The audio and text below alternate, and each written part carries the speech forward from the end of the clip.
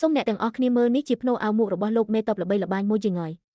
តាមដំណើរគាត់កាលនោះក្នុងនាមជាគ្រូពេទ្យសម្រាប់ភូមិខ្ញុំមិនមែនដេញតាមគឺកោតសរសើរវីរបុរស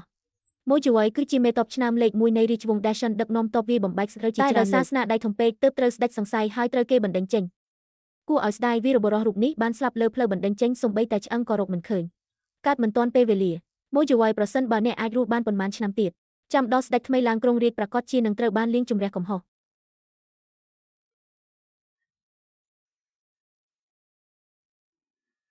ជួយផងមកប្រយ័ត្នខ្ញុំនាំអ្នកចេញទៅន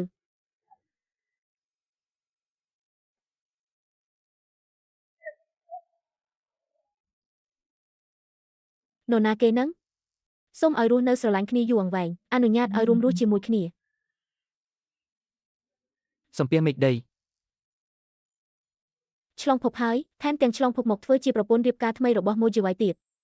ម្ចាស់រូបដើមដើម្បីត្រឡប់ទៅវិញបានបង្កើតរឿងយ៉ាងវឹកវរបានដាក់ថ្នាំឪពុកបង្កើតបង្ខំឡើងក្រេស្នេហ៍រៀបការហើយបានស្លាប់នៅក្នុងសាលារៀបការសំពះឪពុកម្ដាយនៅក្នុងកំណត់ត្រាប្រវត្តិសាស្ត្រមួយជីវ័យមិនបានស្លាប់ទេពេលត្រូវគេបណ្ដេញចេញប្តីប្រពន្ធសំពះគ្នាបញ្ជូនចូលបន្ទប់ផ្សំដំណេកតើមកពីម្ចាស់រូបដើមស្លាប់ក្នុងសាលារៀបការទើបមិនបានរៀបការមែនទេក្នុងពេលដែលខ្ញុំមកដល់ហើយប្រវត្តិសាស្ត្រមួយផ្នែកនេះខ្ញុំជាអ្នកកែប្រែវា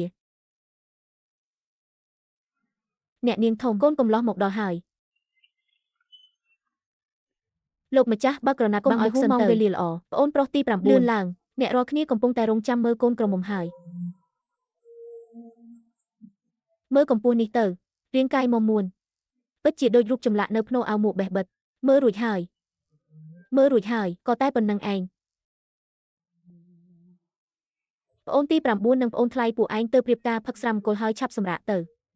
ត្រូវហើយពួកឯងត្រូវខំប្រឹងថែមទៀតយកចៅឲ្យត្រកូលមកឲ្យបានច្រើនប្អូនថ្លៃទី9កុំអៀនអីថ្ងៃក្រោយស្គាល់គ្នាចិត្តស្និទ្ធទៅគឺល្អហើយខ្ញុំមិនបានអៀនទេ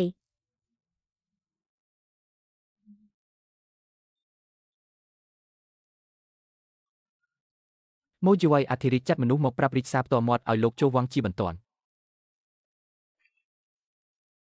ឈៀវយកឥឡូវជាឆ្នាំខែណាអ្នកនាងធំថ្ងៃនេះជាថ្ងៃរៀបការឆ្នាំសិនយួនទី19ខែ7ថ្ងៃ8តែហើយខ្ញុំនឹកឃើញហើយយប់នេះមួយជីវ័យចូលវាំងនឹងត្រូវចោទពីបទចូលស្នំក្នុងហើយវាយ100រំពាត់ស្អែកឡើងត្រូវរឹបអូសទ្រព្យសម្បត្តិនិងបណ្ដេញចេញមួយជីវ័យចាំសិនមានការអីមែនទេតើអ្នករៀបនឹងធ្វើអីខ្ញុំមានប្រផ្នូលថាលើកនេះចូលវាំងប្រហែលជាមានគេរៀបអន្ទាក់ចាក់ចិត្តអ្នកបានអីមកខ្ញុំបានប្រាប់ហើយខ្ញុំគ្រាន់តែមានប្រផ្នូលមិនល្អប៉ុណ្ណោះជឿពាក្យខ្ញុំទៅយកខ្នើយនេះត្រណប់ពីក្រោយខ្នងទៅប្រហែលជាអាចជួយអ្នកបានខ្លះហើយមួយទៀតប្រសិនបើមានគេយកលេសថាព្រះរាជាក៏ហៅអ្នកនៅស្នំក្នុងដាច់ខាតគុំទៅឲ្យសោះមេឃយប់ជ្រៅហើយអ្នកមិនបាច់រងចាំខ្ញុំទេសម្រាប់បានឆាប់ទៅ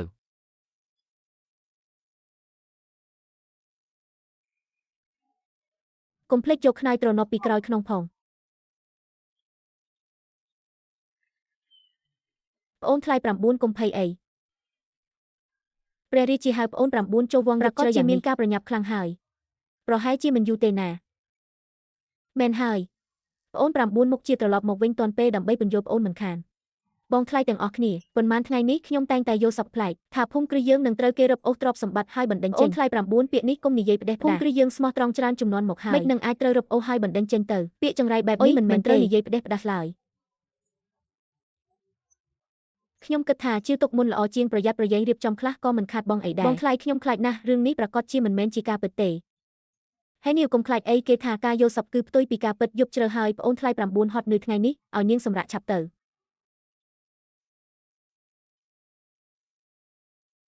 ថយចេញទៅខ្ញុំចង់នៅស្ងប់ស្ងាត់ម្នាក់ឯង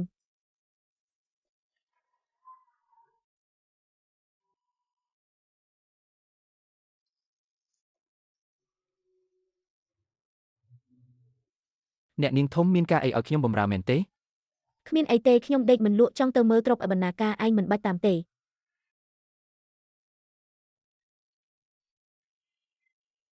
ពេលគេរឹបអូសផ្ទះប្រកាសជាត្រូវគេឆែកជាខ្លួនបានប្រាក់ទាំងនេះនៅឯណាទៅសុវត្ថិភាពបើសិនជាមានលំផ្ទាល់ខ្លួនតាមខ្លួនល្អប៉ុណ្ណាទៅ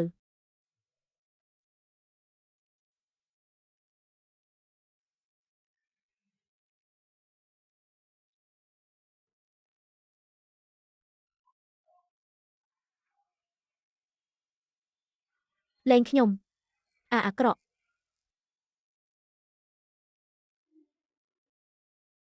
ចេញទៅ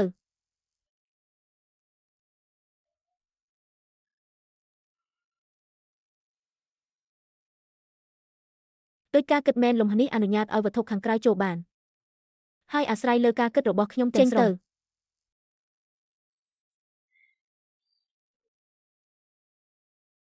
ប្រមូលចូលទាំងអស់គោទុកនៅជ្រុងជញ្ជាំងសមត្ថភាពពិសេសនេះស្រួលប្រើមែនមិនបាច់ឲ្យខ្ញុំលើករែកដោយផ្ទាល់ដៃឡើយ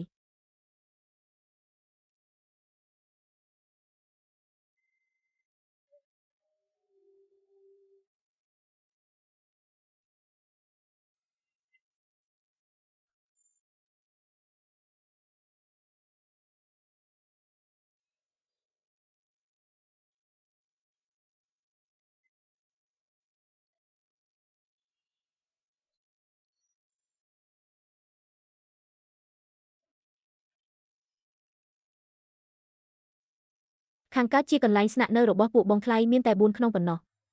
ទ្រព្យធំប្រាកដជានៅក្នុងឃ្លាំងខាងលិចហើយមើលទៅគឺនៅទីនេះហើយនរណានឹង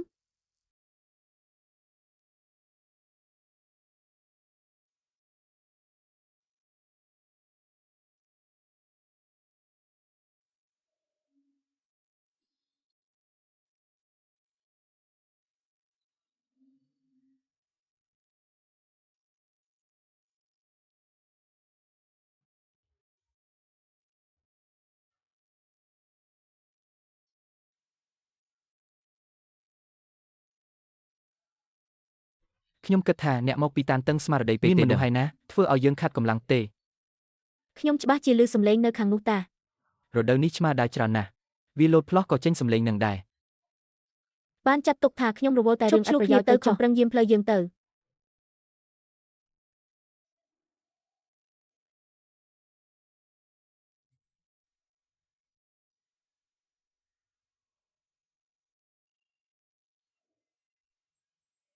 នោះជាអ្វីមានឃាតករប្រញាប់ទៅមើល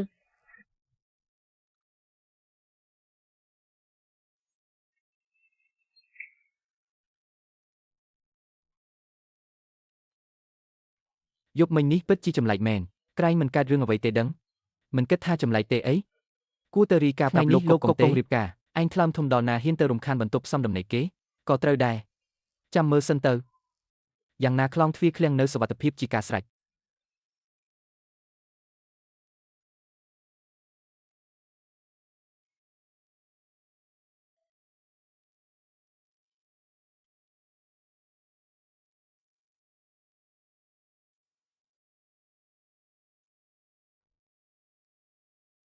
ភូមិគ្រឹះហួកកុកកុងដ៏អស្ចារ្យក្រៅពីអង្គរនិងប្រាក់ 10,000 ដំឡឹងនេះ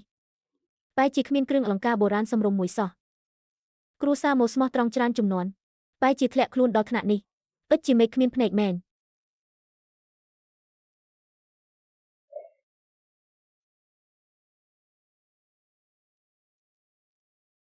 ច្រកលែងចុះហើយត្រឡប់ទៅវិញមុនសិន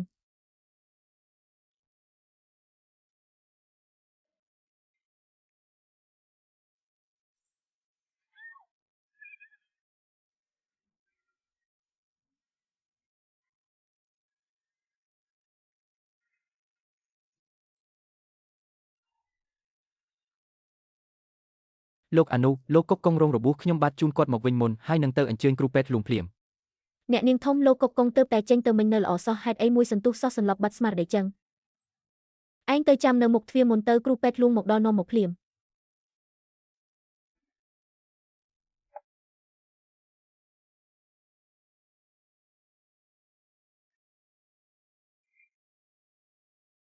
ខ្ញុំមិនអីទេតើមានរឿងអ្វីកើតឡើងឲ្យប្រាកដតើនាងដឹងពីណាមកថាថ្ងៃនេះខ្ញុំចូលគាល់ស្ដេចនឹងត្រូវទ្រង់ធ្វើបាបគាត់ប្រកាសជាសង្ស័យថាខ្ញុំជាចារបុរសដែលឪពុកក្មេកគឺយានមីងបញ្ជូនមកយ៉ាងណាមិញតាចាស់នោះជាមនុស្សរបស់អធិរាជ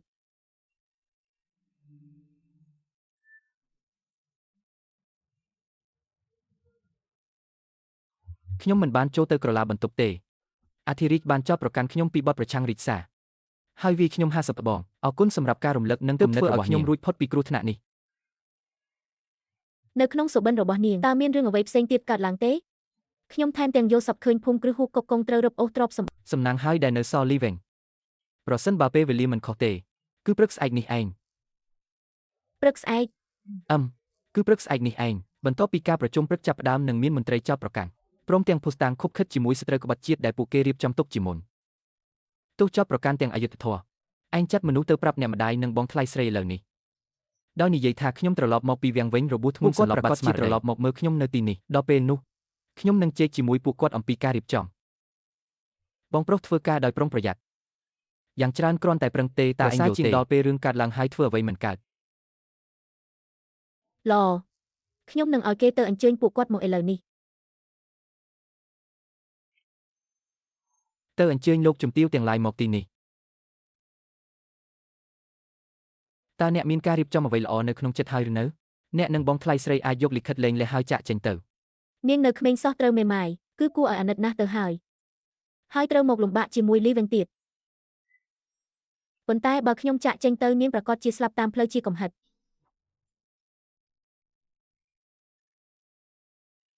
លោកប្រុស9តើរបួសរបស់អ្នកយ៉ាងណាហើយគ្មានអីទេកូនមិនអីទេគ្រាន់តែជារបួសខាងក្រៅប៉ុណ្ណោះ ប្អូន9ហេតុអ្វីបានជាឯងត្រូវរបួសរងចាំបងថ្លៃស្រីមកជុំគ្នាអស់សិនខ្ញុំនឹងប្រាប់អ្នករាល់គ្នាមើលទ្វារឲ្យល្អមិនអនុញ្ញាតឲ្យនរណាម្នាក់ចូលមកទេអ្នកម្ដាយបងថ្លៃស្រីទាំងអស់ថ្ងៃនេះខ្ញុំចូលវាំងត្រូវស្ដេចធ្វើបាបហើយត្រូវពិន័យវាយ50រំពាត់ ប្អូន9តើឯងធ្វើខុសអ្វីឲ្យប្រកាសព្រះរាជាដល់ថ្នាក់វាយឯង50រំពាត់មិនមែនជារឿងលេងសើចទេអ្នកម្ដាយបងថ្លៃស្រីទាំងអស់មើលតាមរឿងថ្ងៃនេះព្រះរាជាលែងអាចអត់អន់ឲ្យភូមិគ្រីហូកគង់ទៀតហើយក្រែងលោឆាប់នេះនឹងចេញរាជសារបន្ទាទោសស្រាលគឺបណ្ដេញចេញធ្ងន់គឺកាត់ក្បាល លោកប្រុស9តើពាក្យនេះជាការពិតគិតដល់ត្រកូលមួយយើងស្មោះត្រង់ច្រើនចំនួនបុរសទាំងអស់លះបង់ជីវិតដើម្បីជាតិចុងក្រោយបែរជាមានវាសនាបែបនេះទៅវិញពិតជារឿងកំ pl ែងមែនខ្ញុំមិនសុខចិត្តទេខ្ញុំនឹងត្រឡប់ទៅផ្ទះខាងស្រីខ្ញុំទៅជួយសុំខ្ញុំក៏ទៅរកបងប្រុសធំខ្ញុំដែរបងថ្លៃស្រីបោះបង់បំណងទៅព្រះរាជាដាច់ចិត្តចង់កំទេចត្រកូលមកហើយអាចស្ដាប់ការទូន្មានបានយ៉ាងដូចម្ដេចអ្នកម្ដាយកូនគិតថាជាជាងឲ្យបងស្រីថ្លៃត្រូវទទួលទោសជាមួយត្រកូលមកយកល្អឆ្លៀតឱកាសនេះផ្ដល់លិខិតលែងលះឲ្យពួកគាត់ម្នាក់មួយលោកពូនិយាយត្រូវនៅមានអ្នកនាងហោទៀតទើបតែរៀបការចូលមកក៏ត្រូវទទួលទោសដែរពិតជាអយុត្តិធម៌ណាស់ខ្ញុំមិនព្រមទេខ្ញុំមិនយកលិខិតលែងលះទេខ្ញុំរស់ជាមនុស្សរបស់ត្រកូលមកស្លាប់ក៏ជាខ្មោចរបស់ត្រកូលមកដែរទោះបីជាត្រកូលមកត្រូវប្រហារជីវិតទាំងពូជក៏ខ្ញុំនៅកំដរដល់ទីបញ្ចប់ដែរខ្ញុំក៏នៅទីនេះរស់ស្លាប់ជាមួយត្រកូលមកដែរមានរឿងអីចុះអ្នកវិញខ្ញុំក៏ចង់នៅដែរបងស្រីថ្លៃទាំងឡាយជីវិតមានតែមួយទេបើអាចរស់បានខ្ញុំសង្ឃឹមថាបងមិនប្រើអារម្មណ៍ទេអូនប្រុសចិត្តខ្ញុំបានសម្រេចហើយឯងកុំនិយាយទៀតអីល្អហើយ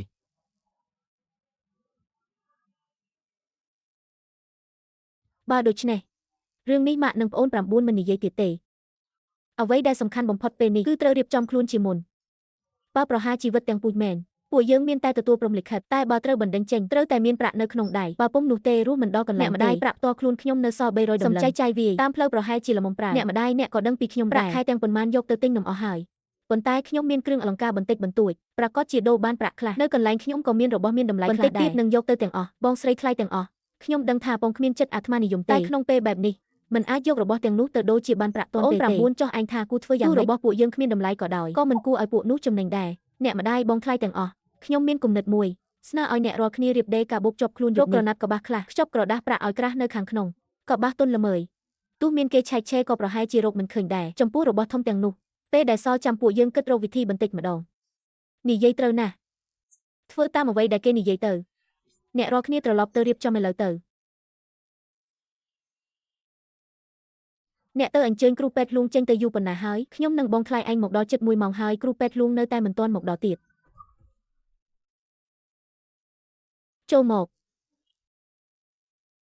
រីកាលោកយាយអាដេរត់សពមន្ទីរពេទ្យលួងគ្រូពេទ្យវាងថាការជំងឺតន់ហន់គ្រូពេទ្យលីថាទើបតែចេញទៅព្យាបាលគេសរុបមកគ្មាននរណាម្នាក់ព្រមមកទេមើលទៅស្ដេចឆ្កែនោះមិនត្រឹមតែចង់រឹបអូសផ្ទះទេថែមទាំងចង់ឲ្យមឹកជូយេស្លាប់តាមផ្លូវបណ្ដឹងទៀតគឺចង់ឲ្យគេរបួសធ្ងន់រហូតដល់ស្លាប់អ្នកម្ដាយរឿងព្យាបាលខ្ញុំមានវិធីហើយអ្នកម្ដាយមិនបាច់បារម្ភទេបើអញ្ចឹងខ្ញុំក៏ត្រឡប់ទៅរៀបចំដែរលួងចេញរាជសារបណ្ដេញតាមផ្លូវមិនអាចនាំអ្នកបម្រើទៅទេខ្ញុំបំរុងប្រគល់កិច្ចសន្យាលក់ខ្លួនឲ្យខៀវយីវិញហើយដោះលែងពួកគេឲ្យមានសេរីភាព anh kết tha sầm rôm tơ bàn hơi khlang trơ kê lụi hai trơ kê lụi ở rồi lính sau tại smart test ad លោកអ៊ុំខ្ញុំនឹងបងថ្លៃទីពីឯងទៅផ្ទះបាយរៀបចំស្បៀងស្ងួតសាច់និងបន្លែក្នុងផ្ទះបាយបាត់អស់រលីងលោកអ៊ុំភូមិគ្រឹះពួកយើងច្បាស់ជាត្រូវចោលធំចូលលួចហើយបងថ្លៃស្រីធំរបស់បាត់ក៏ល្អដែរយ៉ាងណាក៏យកទៅមិនរួចដែរជីជាងយកទៅបំពេញឃ្លាំងព្រះរាជទ្រព្យរបស់មិនស្មើនឹងឲ្យប្រយោជន៍ដល់អាល្អិតនោះទេរឿងទាំងនេះសុទ្ធតែមានទំនាក់ទំនងគ្នាគេដឹងលឿនយ៉ាងនេះសុំជាមេតបដែលពូកែប្រយុទ្ធមែនប៉ុន្តែរឿងលំហបែបនេះតើខ្ញុំត្រូវពន្យល់យ៉ាងម៉េចមនុស្សម្នាក់សុទ្ធតែមានការសម្ងាត់បើឯងមិនចង់និយាយទេខ្ញុំក៏មិនបង្ខំសួរដែរឥឡូវនេះស្ថានភាពគ្រួសារមករបស់ខ្ញុំអាក្រក់គ្រាន់បើហើយអ្នកម្ដាយនិងពួកបងថ្លៃសុទ្ធតែជាមនុស្សគួរឲ្យអាណិតខ្ញុំគ្រាន់តែសង្ឃឹមថាឯងមិនមានគំនិតអាក្រក់អ្វីឡើយពាក្យសម្ដីចេញពីចិត្តរបស់គេនេះកំពុងសុំឲ្យខ្ញុំលើកលែងឲ្យត្រកូលមកពិតជាមនុស្សមានចិត្តមានថ្លើមមែនខ្ញុំគ្មានបំណងអាក្រក់លើត្រកូលមកទេរឿងនេះសូមអ្នកកុំបារម្ភមនុស្សម្នាក់សុទ្ធតែមានការសម្ងាត់ជឿថាអ្នកក៏មានដែរខ្ញុំសង្ឃឹមថាអ្នកអាចផ្ដល់កិត្តិយសឲ្យខ្ញុំពីការសម្ងាត់របស់ខ្ញុំអាចប្រាប់អ្នកតាមត្រង់បានថាអីវ៉ាន់របស់ភូមិគ្រឹះកុកកុងពិតជាត្រូវខ្ញុំរើចេញមែនខ្ញុំមិនមែនលោភលន់ទ្រព្យទេផ្លូវនិរទេសឥឡូវគ្រោះថ្នាក់ណាស់តាមផ្លូវគ្មានមនុស្សរស់នៅហើយមានចោរចាំលួចមើលទៀតអីវ៉ាន់ទាំងនេះជាទីពឹងឲ្យមនុស្សទាំងអម្បូររស់តែបើទុកចំហរិកាមុខជាចូលរឹបអូសពេលឆែកឆេរពេលពួកយើងធ្វើដំណើរមុខជាលំបាកខ្លាំងខ្ញុំសន្យាថានឹងមិនស៊ើបសួរពីអ្នកទៀតទេក្នុងពេលអ្នកមានសមត្ថភាពជញ្ជូនអីវ៉ាន់អស់ពីខ្លាំងស្ងាត់បើខ្ញុំនាំអ្នកទៅកន្លែងមានជាងនេះតើអាចជញ្ជូនអស់ទេតើអ្នកចង់នាំខ្ញុំទៅណាខ្ញុំបំរុងទៅឃ្លាំងព្រះរាជទ្រព្យឲ្យតែអ្នកអាចយករបស់ចេញបានរឿងចូលខាងក្នុងទុកឲ្យខ្ញុំឃ្លាំងព្រះរាជទ្រព្យអ្នករងចាំបន្តិចដើម្បីទំនេរកន្លែងត្រូវតែរៀបចំចេញសិននេះជាទ្រព្យសម្បត្តិទាំងអស់របស់ខ្ញុំណាហុយចាស់មិនទៅថ្មីមិនមកទេ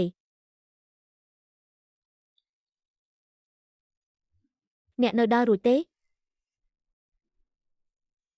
ខ្ញុំចេះវិទ្យាសាស្ត្រខ្លះចាំខ្ញុំមើលឲ្យអ្នកសិនណែពួកយើងត្រូវប្រញាប់ឡើង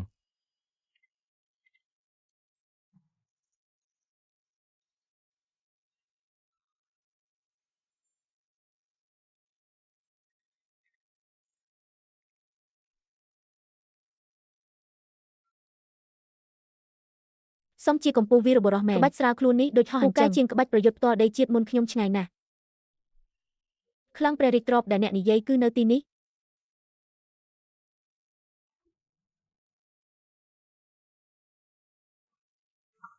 ទីនេះជាផ្លូវសម្ងាត់ទៅកាន់ឃ្លាំងព្រះរាជទ្រព្យហេតុអ្វីគាត់ស្គាល់កន្លែងបែបនេះច្បាស់ម្ល៉េះតោះស្រេចទៅចង់ដឹងតិចរស់បានយូរ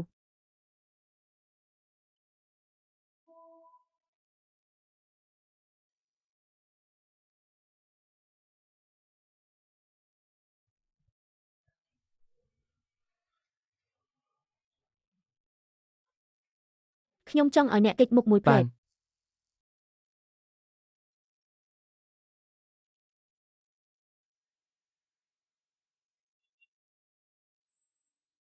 ប្រហែលជាល្មមឲ្យពួកយើងរស់នៅសុខសាន្តតាមផ្លូវនេះទេហើយ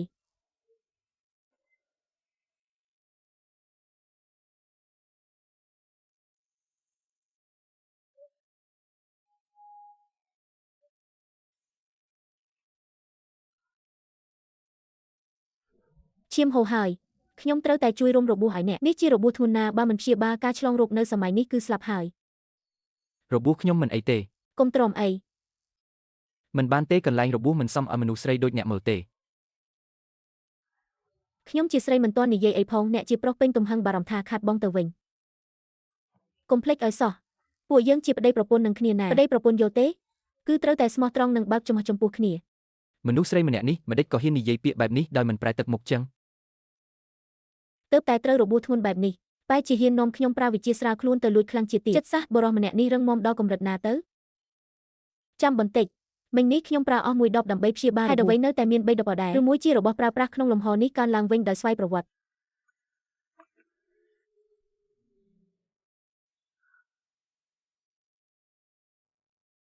ត្រូវរបួសធ្ងន់យ៉ាងនេះ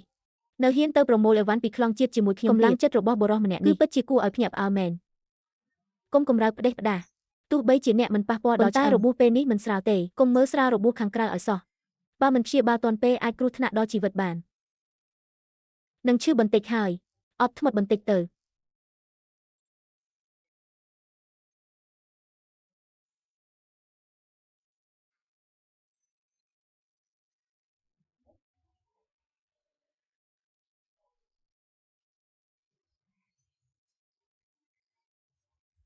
ទូខាងឆ្វេងសុទ្ធតែជាខោអាវរបស់ខ្ញុំ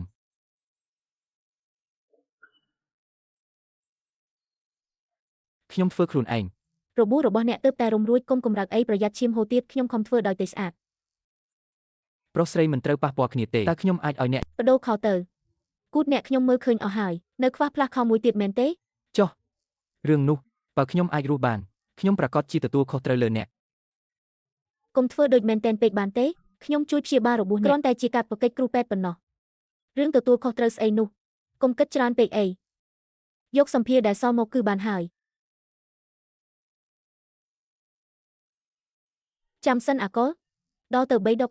សំបីតែអាំងស៊ុយលីននិងស៊ីរ៉ាំងដែលបោះចោលអំបញ្ញមិញក៏ត្រឡប់មកវិញដែរសំបីស្លឹកឈើក៏កើនមួយក្តាប់សម្ភារដើមក្នុងលំអាចកើតឡើងវិញបានតាចឹងពេលនៅលើផ្លូវនេះតើខ្ញុំមិនមានសម្ភារវិទ្យាសាស្ត្រប្រើមិនអស់ទេខ្ញុំទៅចាត់ការរឿងអ្នកបម្រើសិនអ្នកនាងធំមានអីឲ្យ BG ធ្វើទេឈៀវយូទៅបន្ទប់ឯងទៅខ្ញុំមានរឿងនិយាយជាមួយឯងនឹងឈៀវស៊ីងមើលតាមទម្រង់អ្នកនាងធំប្រកាសជាមានរឿងសំខាន់ហើយ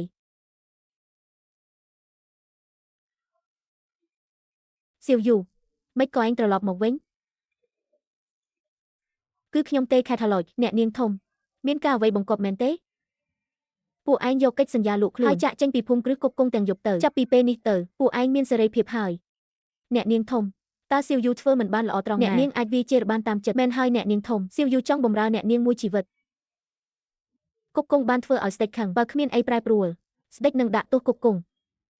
ដល់ពេលនោះពួកយើងផ្ទាល់ក៏ពិបាកតាមបណ្ដោយឲ្យអាញាធរយកពួកឯងទៅលក់ម្ដងទៀតមិនស្មើខ្ញុំឲ្យសេរីភាពពួកឯងនៅលើនេះទេដំឡើងរៀបចំអីវ៉ាន់ឥឡូវទៅ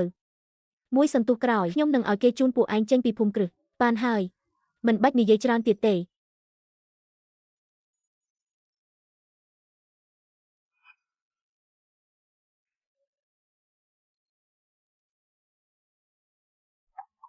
អ្នកស្រីវ័យក្មេងទី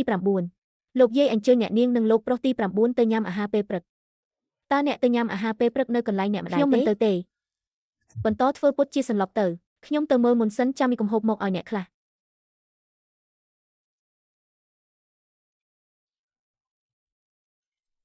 បងស្រីថ្លៃឆាវហេតុអ្វីបងប្រុសថ្លៃខ្ញុំមិនមកជាមួយបងបងប្រុសថ្លៃអញយប់មិញត្រឡប់មកពីវាំងយប់ជ្រៅទើបតែងុយគេងលក់អំបញ្ញត្រូវហើយស្ថានភាពគ្រួសារយើងឥឡូវមិនបានរៀបចំអ្វីច្រើនទេមានតែបាយសាមញ្ញទ្រាំញ៉ាំបន្តិចទៅ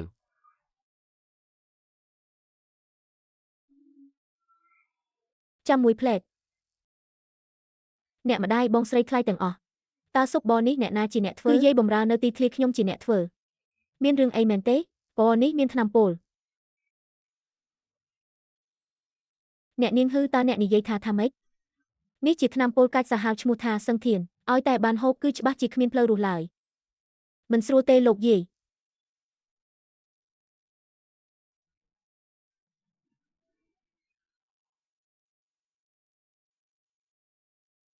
យាយចិននិងនាងឈួយយ៉ាក្រោយផឹកទឹកមួយពុកហើយ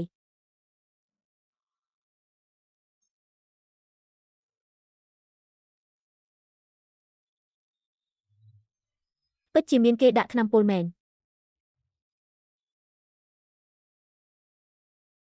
ស្រាប់តែដួលទៅលើដីបែកពុះមាត់តែម្ដងអ្នកម្ដាយតើប្រភពទឹកប្រើប្រាស់ក្នុងផ្ទះបាយតូចចេញពីណាគឺនៅអណ្ដូងទឹកខាងក្រោយទីធ្លាខ្ញុំ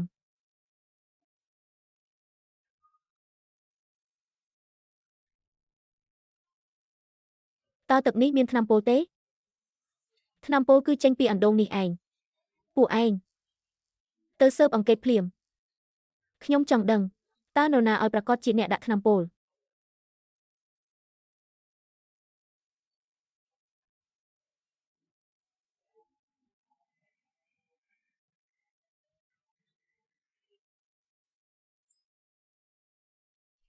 សែងចុះមកយាយលីវបានសម្លាប់ខ្លួនដោយសារខ្លាចទោសគ្រួសារម៉ូក្រៅពីត្រូវបានស្ដេចកត់ក្រែងគឺមិនដែលឮថាមានស្ត្រីចាស់វសាឡើយក្នុងពេលដែលស្ដេចចង់បណ្ដេញគ្រួសារម៉ូមិនចាំបាច់ធ្វើរឿងលើសលប់ដោយបំពោសម្លាប់មួយគ្រួសារឡើយតើនរណាជាអ្នកបញ្ជាពីក្រោយខ្នងឲ្យប្រកាសតោះទៅជាមួយខ្ញុំ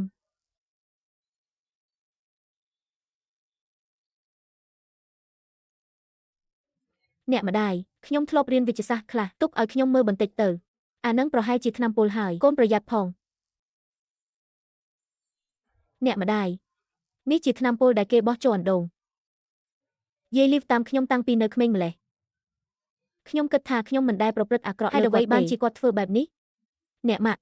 យាយលីវប្រកាសជាមានអ្នកនៅពីក្រោយក្នុងបញ្ជាតើឯងជាអ្នកណាឲ្យប្រកាសបានជាស្អប់ត្រកូលមកថ្នាក់នេះឥឡូវខ្លួនឯងមើលថែមិនទាន់រឿងនេះទុកមួយឡែកសិនទៅចាំពិភាក្សាជាមួយលោកម្ចាស់9សិនសឹមអូនថ្លៃ9ថ្ងៃនេះអរគុណអ្នកហើយបើគុំតែបានអ្នកម្លេះសម្ពួកយើងស្លាប់អស់ហើយត្រូវហើយសំណាងហើយដែលមានប្អូនថ្លៃ9នៅអូនថ្លៃ9អ្នកពិតជាពូកែណាស់ពួកយើងជាគ្រួសារតែបងថ្លៃមិនបាច់គួរសំពេកទេប៉ុន្តែនិយាយត្រូវហើយបើពួកអ្នកដឹងគុណមែននោះថ្ងៃក្រោយយកសកម្មភាពមកបញ្ជាក់ទៅចាត់ការសពយាយលីវមុនសិនហើយទៅដងទឹកនៅវិមានផ្សេងធ្វើបាយម្ហូបឡើងវិញថ្ងៃនេះហត់នឿយចំពោះអ្នកហើយអ្នកម៉ាក់និយាយធ្ងន់ធ្ងរពេកហើយរបស់ដែលឲ្យរៀបចំការពីយប់មិញយ៉ាងម៉េចហើយអ្នកម៉ាក់ខ្ញុំបានធ្វើតាមប្អូនថ្លៃ9ទេហោប៉នៅអោខាងក្នុងហើយយកសម្លេរុំប្រាក់សន្លឹកចិត្តហើយអ្នកម៉ាក់របស់ពួកយើងក៏រៀបចំរួចរាល់ដែរអ្នកម៉ាក់បងថ្លៃតើអ្នកទាំងអស់គ្នាកំពុងរៀបចំអ្វីហ្នឹងឯងជាក្មេងស្រីមិនបាច់សួរច្រើនពេកទេអ្នកម៉ាក់ខ្ញុំយកបាយម្ហូបខ្លះទៅឲ្យស្វាមីខ្ញុំខាងក្រៅមានចលនាអ្វីទេខាងក្រៅគ្មានចលនាអ្វីទេប៉ុន្តែមានគេបោះថ្នាំពុលចូលអណ្ដូងសំណាងហើយដែលខ្ញុំដឹងតាន់ពេលបើគុំតែឆ្នោះទេមនុស្សក្នុងភូមិគ្រឹះទាំងមូលច្បាស់ជាស្លាប់អស់ហើយតើមានរឿងអ្វីកើតឡើងឲ្យមានគេដាក់ថ្នាំពុលក្នុងអណ្ដូងទឹកយាយលីវបានចង់សម្លាប់ខ្លួនហើយខ្ញុំបានពិនិត្យមើលហើយប្រសិនបើស៊ើបឆែកឆេររកឃើញក្នុងបន្ទប់នាងតើអ្នកអាចគិតឃើញថាអ្នកណាបញ្ជាឲ្យយាយលីវដាក់ថ្នាំពុលទេមើលទៅនាងមានការគិតក្នុងចិត្តហើយគ្រាន់តែឥឡូវនៅមិនទាន់អាចទុកចិត្តទាំងស្រុងបានទេបាយម្ហូបត្រជាក់អស់ហើយជាពេលមនុស្សរបស់ស្ដេចមិនទាន់អ្នកប្រញាប់ហូបខ្លះទៅចិត្តដល់ម៉ោងឈិនហើយឬមួយក៏ដោយសាររឿងលួចខ្លាំងជាតិទៅពន្យាពេលខ្លាំងជាតិត្រូវគេលួចហើយដុតទៀតនេះប្រហែលជាចង់ស្លាប់ហើយប្រកាសជាពេលនេះស្ដេចកំពុងតែឈឺក្បាលខ្លាំងហើយមិនអាចខ្វល់ពីខ្ញុំបានទេអ្នកនាងមានគេមកសុំជួបនៅខាងក្រៅអ្នកនាងធំគឺលោកម្ចាស់ចាត់ឲ្យខ្ញុំមករកអ្នកនាងតើជារឿងអ្វីឲ្យលោកម្ចាស់ឲ្យខ្ញុំមកជំរាបអ្នកនាងចាត់មនុស្សមកឆែកឆេរឲ្យអ្នកនាងរៀបចំខ្លួនជាមុនតើឪពុកខ្ញុំមានបានប្រាប់មនុស្សរបស់ស្ដេចនឹងមកដល់ពេលណាខ្ញុំបាទមិនដឹងទេលោកម្ចាស់ថែមទាំងឲ្យខ្ញុំបានជាកូនស្រីត្រកូលហោមិនអាចធ្វើរឿងក្បត់ថាមិនមានអ្វីកើតឡើងក៏ដោយខាតមិនអាចចាក់ចេញឡើយឯងប្រញាប់ទៅវិញទៅ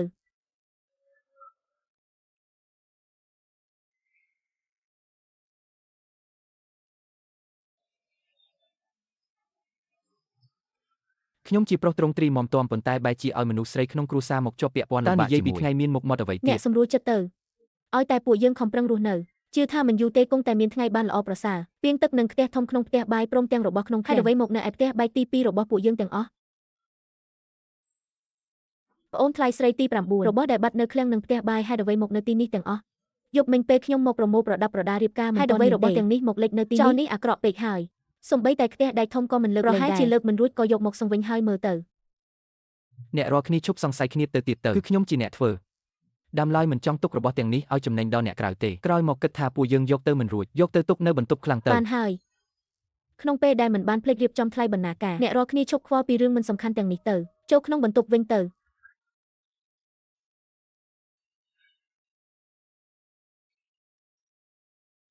ចិញ្ចឹមពួកឯងដែលគ្មានប្រយោជន៍នេះមានការអីខ្លាំងជាតិស្រាប់តែត្រូវចោលលួចហើយថែមទាំងត្រូវភ្លើងឆេះអស់ទៀតព្រះម្ចាស់សូមមេត្តាថែរក្សាសុខភាពផងថ្ងៃនេះនៅមានរឿងសំខាន់ជាងនេះត្រូវធ្វើទៀតរឿងចោលលួចខ្លាំងជាតិអាចស៊ើបសួរប្រយ័ត្នប្រយែងបានយើងបានក្តាប់កំហុសរបស់មន្ត្រីខ្លះហើយទម្លាក់កំហុសទាំងអស់លើម៉ូជូយេទី1អាចវាយប្រហារភូមិគ្រឹះហូគូកុងយ៉ាងធ្ងន់ធ្ងរទី2ធ្វើឲ្យអ្នកសុំសេចក្តីអនុគ្រោះនិយាយមិនចេញទី3តាមផ្លូវប្រកាសប្រទុះរាយអាចធ្វើបាបវាមួយកម្រិតទៀតទទួលរាជបញ្ជាទៅរឹបអូសភូមិគ្រឹះហូគូកុងឯងជាអ្នកដឹកនាំទទួលរាជបញ្ជាលោកម្ចាស់ទី9តើការកាត់ស្មាននឹងដំណឹងរបស់លោកខុសឬគោះពេលកំណត់ទៅហើយលោកម្ចាស់លោកយាយវីវហើយភូមិគ្រឹះត្រូវគេឡោមព័ទ្ធហើយមេតបចៅនាំមនុស្សសម្រុកចូលមកហើយចុងក្រោយពួកគេមកមែនបើគេមកហើយពួកយើងត្រូវប្រឈមមុខដោយស្ងប់ស្ងាត់ដូច្នេះខ្ញុំនឹងចេញទៅអ្នកកុំព្រួយខ្ញុំនឹងជួយអ្នកម្ដាយដោះស្រាយ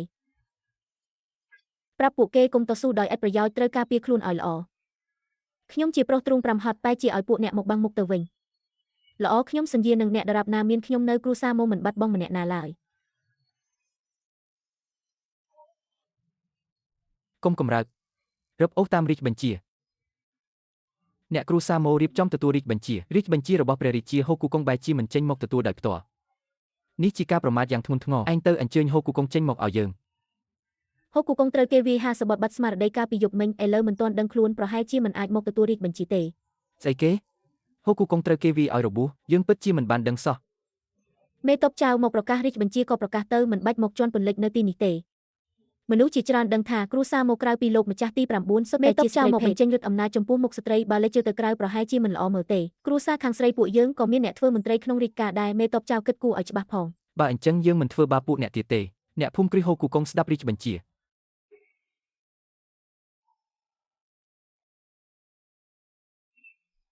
ទទួលរាជបញ្ជាពីឋានសួគ៌ព្រះរាជាត្រាស់បង្គាប់ថាក្រោយការស៊ើបអង្កេតយ៉ាងល្អិតល្អន់ហូគូកុងម៉ូជូយេបានខົບខិតនឹងសត្រូវខាងក្រៅកេងបន្លំស្បៀងអាហាររួមដៃជាមួយមន្ត្រីក្នុងរាជការធ្វើអំពើក្បត់ជាច្រើនប៉ុន្តែព្រះរាជាទ្រង់មានព្រះតីសបុរស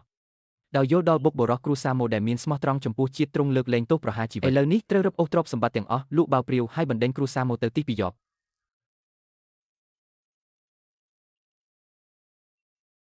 ឆែកឆេរភូមិគ្រឹះឲ្យយើងក្រាបចុះ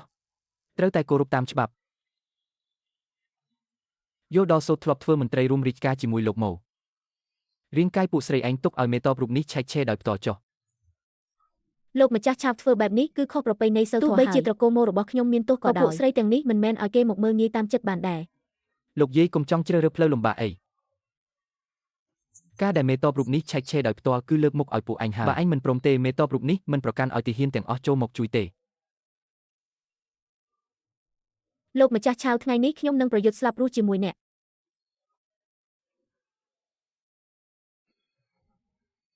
មិនដឹងថានាងជានារីមេម៉ាយរបស់ត្រកូលម៉ូម្នាក់ណាទេឆាវរ៉េនឯងក្លឹមធំណាស់ឯងហ៊ានបំពានច្បាប់រាជការមកបៀតបៀនកេរ្តិ៍ខ្មាសគ្រួសារអ្នកមានទោសនាងតូចនេះហត់ហឹរណាស់តើមេតបរូបនេះបៀតបៀននាងនឹងហើយច្បាប់រាជការបានកំណត់ថាពេលមន្ត្រីបំពេញភារកិច្ចមិនត្រូវធ្វើបាបសាច់ញាតិដែលមិនទាន់កាត់ទោសប្រហារជីវិតឡើយតែមិនអនុញ្ញាតឲ្យបៀតបៀនគ្រួសារមន្ត្រីដែលមានទោសទៀតឥឡូវឯងហ៊ានបៀតបៀនខ្ញុំចំហបែបនេះមិនខ្លាចត្រូវស្ដេចរន្ទីទោសទេមាត់រឹងរបស់នាងគ្មានប្រយោជន៍នៅមុខមេតបរូបនេះទេថ្ងៃនេះមេតបរូបនេះនិយាយឲ្យច្បាស់នៅទីនេះតែម្ដងឲ្យតែនាងព្រមតាមមេតបរូបនេះរឿងឆែកឆេររាងកាយអាចជេរគ្នាបានបើមិនដូច្នេះទេកុំបន្ទោសមេតបរូបនេះថាមិនចេះស្រឡាញ់អាណិតមេត្តានាងឲ្យសោះ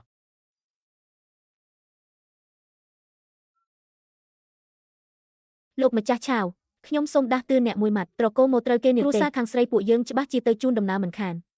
ខ្ញុំជឿថាអ្នកក៏យល់ពីល្បិចបិទបាំងមិនចិត្តដែរឲ្យតែបងថ្លៃស្រីខ្ញុំម្នាក់ណាជួបគ្រួសារគេហើយប្រាប់រឿងនេះចេញអ្នកដឹងទេថានឹងមានផលវិបាកយ៉ាងណាលោកម្ចាស់ឆាវប្រសិនបើបងប្រុសធំខ្ញុំមិនបានឃើញខ្ញុំពេលជូនដំណើរទេគាត់ច្បាស់ជាសងសឹកជំនួសខ្ញុំមិនខានឪពុកខ្ញុំក៏ដូចគ្នាដែរប្រសិនបើអ្នកនៅតែជំនួសធ្វើតាមចិត្តខ្ញុំនឹងបុកក្បាលស្លាប់នៅទីនេះឥឡូវនេះហេដោយសារមេតបរូបនេះឃើញពួកឯងធ្វើមេម៉ាយច្រើនឆ្នាំគួរឲ្យអាណិតអាសូរថ្ងៃនេះនឹងលើកលែងឲ្យពួកឯងមួយគ្រា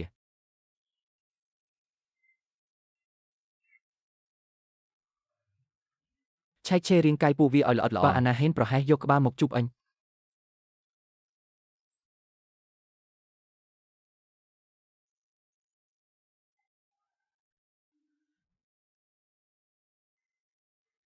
អ្នកម៉ាក់ហានយាកភ័យខ្លាចណាស់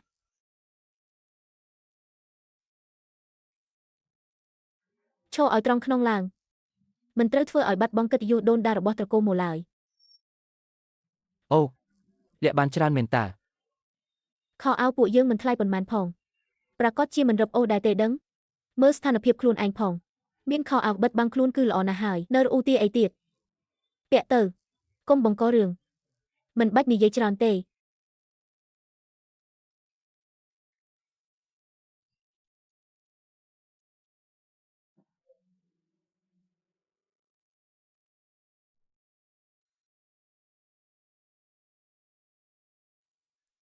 រីកាលោកមេតបខ្លាំងរបស់ភូមិគ្រីហូគូកុងទេស្អាតតែម្ដងឯងនិយាយថាម៉េចមិនត្រឹមតែឃ្លាំងទេសំបីតែផ្ទះបាយក៏ទេដែរគ្មានអីសោះនិយាយមកតើពួកឯងលួចចម្លៀសទ្រព្យសម្បត្តិមុនមែនទេលោកមេតបសៅព្រះរាជសារទៅតែចេញថ្ងៃនេះទេឬមួយត្រកូលម៉ូយើងមានសមត្ថភាពដឹងមុនទើបអាចលួចចម្លៀសមុនបានលោកមេតបនៅឯភូមិគ្រឹះលោកម្ចាស់9ឃើញតែពីងទឹកធំប៉ុន្មាននិងប្រាក់កាក់បន្តិចបន្តួចតាមពិតភូមិគ្រីហូគូកុងដ៏អស្ចារ្យបែរជាមានតែសម្បកទេមនុស្សស្រីមួយក្រុមតើអាចរកប្រាក់បានដោយរបៀបណា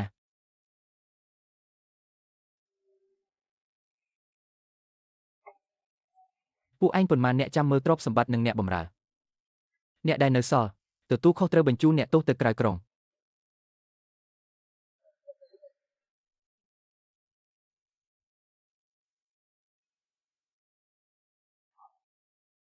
តើគេជាអ្នកណាឲ្យប្រាកដ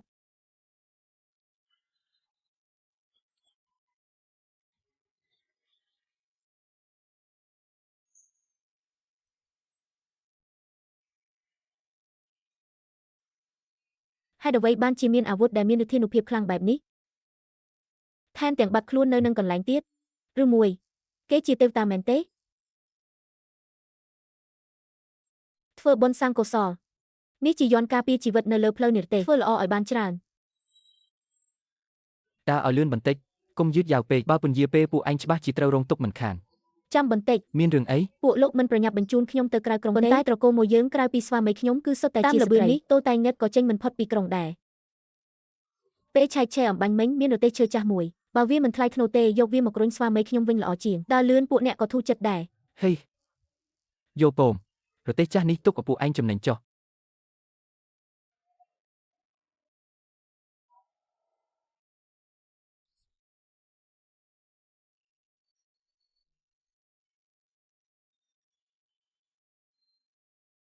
ប្រញាប់ឡើង អាណិតកូនស្រីខ្ញុំណាស់ម៉ែមិនអាចជួយអ្វីកូនបានឡើយម៉ែនេះជាប្រាក់ផ្ទាល់ខ្លួនរបស់ម៉ែរក្សាទុកឲ្យល្អទុកប្រើពេលមានអាសន្នតាមផ្លូវម៉ែកុំបារម្ភអីស្វាមីនិងអ្នកគ្រប់គ្នានៅទីនេះទ្រព្យសម្បត្តិក៏នៅមានពួកយើងប្រកាសជាអាចរស់បាន អ្នកទោសគ្មានសិទ្ធិប្រើប្រាស់របស់ទាំងនេះទេចេញឲ្យឆ្ងាយ តែលោកគូយានមីងមិនបានមកទេដោយការរំពឹងទុកព្រោះនៅពេលបែបនេះការផ្ដាច់ទំនាក់ទំនងជាផ្លូវរបស់មន្ត្រី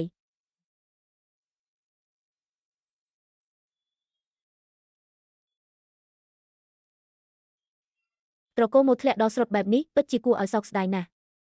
ត្រូវហើយកាលពីម្សិលមិញទើបរៀបការថ្ងៃនេះត្រូវគេបណ្តេញចេញ ភ្លុកលីជីក្តៅភ្លុកលីជីក្តៅសាច់ក្តៅសាច់ក្តៅ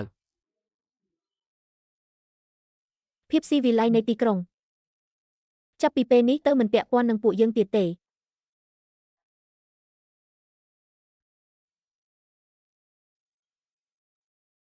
ក្រៅពីពួកយើងនៅមានអ្នកទោសបណ្តេញចេញជាច្រើនទៀត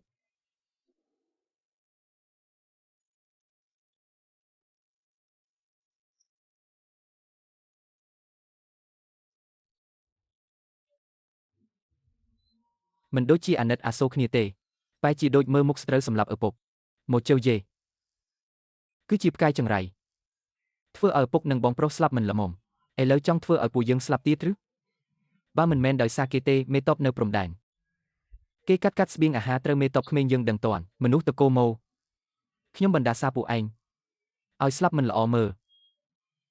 មន្ត្រីវិជាស្ថានហ៊ីនលីនធ្លាប់ចង់ប្រគល់កូនស្រីចង់ឲ្យធ្វើជាចុងខ្ញុំបដិសេធភ្លាមបើមិនមែនដោយសារអញទេមិនក៏ត្រកូលហ្វាងយើងត្រូវជួបគ្រោះមហន្តរាយបែបនេះត្រកូលហ្វាងនិងខ្ញុំគ្មានចំនួននឹងគ្នាទេហេតុអ្វីក៏ជេរខ្ញុំថាជាផ្កាយចង្រៃដែរឬមួយនៅពេលអធិរាជកាត់ទោសគឺអាស្រ័យលើឈ្មោះរបស់ខ្ញុំ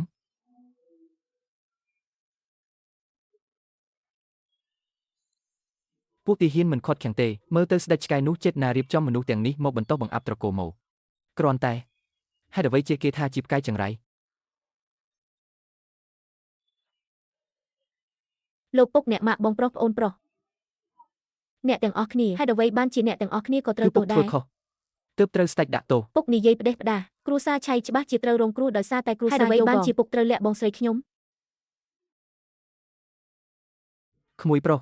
ឯងស្ងាត់មាត់ទៅទីនេះជាកន្លែងនិយាយគ្នាមែនទេ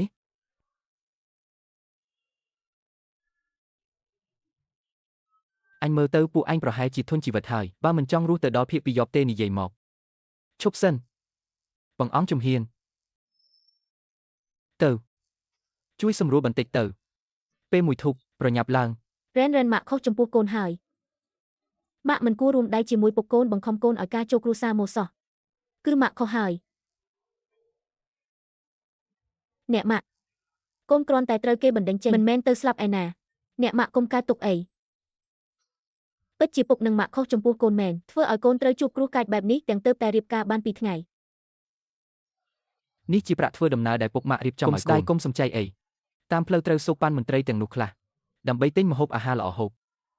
កូនជាមនុស្សចូលចិត្តស្អាតស្អំឲ្យប៉ុន្មានកុំភ្លេចដែលម៉ាក់កូនរៀបចំឲ្យផ្លាស់ប្ដូរ កាលពីមុនកូនស្រីមិនដឹងអីធ្វើឲ្យពុកនឹងម៉ាក់ខឹងឥឡូវនេះកូនស្រីជាមនុស្សរបស់គ្រួសារមកហើយកុំបារម្ភកូននឹងរស់នៅឲ្យបានល្អរងចាំដល់ថ្ងៃដែលបានប្រែប្រួលជោគវាសនាកូនស្រីប្រកាសជាទៅស្នងសងគុណអ្នកទាំងពីរមិនខានពេលវេលាមិនច្រើនទេខ្ញុំនៅចង់ជួបកែវបន្តិចទៀតគាត់នៅតែសន្លប់នៅឡើយបើគុំតែមកពីខ្ញុំរឹងរូសបង្ខំការរ៉ែនក៏មិនរងទុកដែររ៉ែនត្រូវបានពួកយើងតាមចិត្តរហូតខូចបើមានអីធ្វើមិនបានល្អសូមអ្នកមេត្តាអភ័យទោសផងលោកដន្លងនិយាយអញ្ចឹងក្មេងម្នាក់នេះឆ្លាតវៃណាស់ខ្ញុំចូលចិត្តខ្លាំងណាស់បើអញ្ចឹងខ្ញុំសូមលាសិនហើយប្អូនថ្លៃទី9ខ្ញុំមកជួយអ្នករញយោទេសធ្វើដំណើរមិនងាយស្រួលទេពួកយើងផ្លាស់វេនគ្នាទៅហូបបាយហើយនំប៉័ងម្សៅគ្រើមឥតគិតថ្លៃម្នាក់បាន1នំប៉័ងម្សៅស្មួយដំឡឹងប្រាក់បាន2គ្មានប្រាក់គុំសង្ឃឹមឲ្យសោះខ្ញុំមិនចង់ញ៉ាំនំប៉័ងម្សៅគ្រើមទេពីអ្នកបម្រើនិយាយថានំនោះស្កកបំពង់ក៏ណាស់ហានយេបើឯងចង់ញ៉ាំនំប៉័ងម្សៅក៏យកប្រាក់ទៅទិញទៅម៉ែខ្ញុំមានប្រាក់ឯណាគ្មានប្រាក់មានអីញ៉ាំនឹងទៅម៉ែខ្ញុំមានប្រាក់ខ្លះនៅទីនេះចុះបើខ្ញុំទៅទិញនំប៉័ងស្ពីពួកមន្ត្រីទាំងនោះបងស្រីថ្លៃទី3កុំប្រញាប់អ្នកដទៃធ្វើបែបណាសិនថ្ងៃដំបូងនៃការនិរទេសចិត្តគំនិតរបស់ពួកមន្ត្រីនិងបំណងរបស់អ្នកទោសផ្សេងទៀតមិនទាន់ស្វែងយល់ច្បាស់ត្រូវបង្ហាញទ្រព្យសម្បត្តិអ្នកស្រីហ៊ឺនិយាយត្រូវមើលសិនចាំគិតទៀតអាងប់អើយស្រែកឡើងយូរហើយគ្មាននរណាម្នាក់ដឹងខុសត្រូវសោះស្ដាប់ឲ្យច្បាស់ទៅថ្ងៃមុខដំបងខ្មៅឥតគិតថ្លៃសម្រាប់ម្នាក់ត្រូវកាត់បន្ថយកណ្ដាលប៉ុណ្ណោះបងធំលីនអកាត់អ្វីហ្នឹងនំបងរឹងពេកលីនអញ៉ាំមិនកើតសោះឃ្លានប៉ុន្មានថ្ងៃមកហើយលោកមន្ត្រីពួកយើងទោះជាត្រូវបាននិរទេសប៉ុន្តែមិនបានត្រូវកាត់ទោសប្រហារជីវិតទេឲ្យពួកយើងញ៉ាំនំបងខ្មៅរឹងដូចថ្មបែបនេះតើចង់ឲ្យពួកយើងស្លាប់តាមផ្លូវឬអាស្រីចង្រៃធុញនឹងនាងណាស់នាងតូចនេះចង់ងាប់មែនទេកុំឲ្យភ្ញាក់ផ្អើលដល់វាងដុងអាក្រក់ចេញទៅពាក្យនេះខ្ញុំជាអ្នកនិយាយមានរឿងមករកខ្ញុំមកពួកឯងជាពួកអន់កំសាកបរោះអកូម៉ូរបស់ខ្ញុំបានលះបង់ឈាមស្រស់សាច់ដើម្បីបដូរយកជីវិតសុខសាន្តឲ្យពួកឯងឥឡូវនេះត្រកូម៉ូជួបគ្រោះថ្នាក់ពួកឯងបែរជាធ្វើដូចជនខិលខូចជាន់ពន្លិចមកសម្ដែងឫទ្ធិអំណាចនៅចំពោះមុខស្ត្រីទន់ខ្សោយមានសមត្ថភាពតែប៉ុណ្ណឹងបើបញ្ជូនទៅសម្រាប់ប្រហែលជាក្បាលដាច់ចេញពីស្មាប័ត្រទៅហើយនិយាយបានល្អនេះទើបជាស្ត្រីត្រកូម៉ូពិតប្រាកដលោកមន្ត្រីពួកលោកកុំចាញ់បោកពួកស្រីត្រកូម៉ូឲ្យសោះពួកនាងគ្រាន់តែចង់បោកប្រាស់ពួកលោកដើម្បីគេចផុតពីការជិះចាប់លើរាងកាយប៉ុណ្ណោះអ្នកដែលលះបង់ដើម្បីជាតិក្នុងត្រកូម៉ូគឺលោកកុកគង់និងកូនប្រុសទាំង8ទោះបីជាពួកគាត់មិនបានស្លាប់នៅលើសមរភូមិក៏ដោយតែទ្រង់ស្លាប់ដោយសារអជនក្បត់ម៉ូទី9ពួកយើងក៏ត្រូវរងគ្រោះថ្នាក់បែបនេះដែរតែនៅមានអ្វីត្រូវយកទៀតហើយស្ត្រីគ្រួសារមកត្រូវបានលោកម្ចាស់9មកបោកប្រាស់តែមួយជាមួយនាងយូរហើយគ្មានអ្នកណាល្អម្នាក់ទេលោកម្ចាស់គាត់វីពូវាទៅកុំមេត្តាអីខ្ញុំមិនខ្វល់ពីអ្វីដែលលោកម្ចាស់9ខ្ញុំដឹងត្រឹមតែស្ត្រីទាំងនេះភាគច្រើនជាភរិយារបស់វីរបុរសស្វាមីរបស់ពួកគេបានភ្លីជីវិតដើម្បីរាជវង្សតាស៊ុនចំណុចនេះមិនមែនជារឿងងាយស្រួលទេអញកុំភ្លេចឲ្យសោះហេតុអ្វីបានជាគ្រួសារអញត្រូវគេបណ្តេញចេញស៊ីឆាវស៊ីមីងឪពុកអញប្រហែលជាវង្វេងហើយប្រញាប់នាំគាត់ត្រឡប់ទៅវិញទៅកុំមកពាក់ព័ន្ធអីពួកអញបិទមាត់ទាំងអស់គ្នាចង់ត្រូវក្បាលមែនទេមានពោះ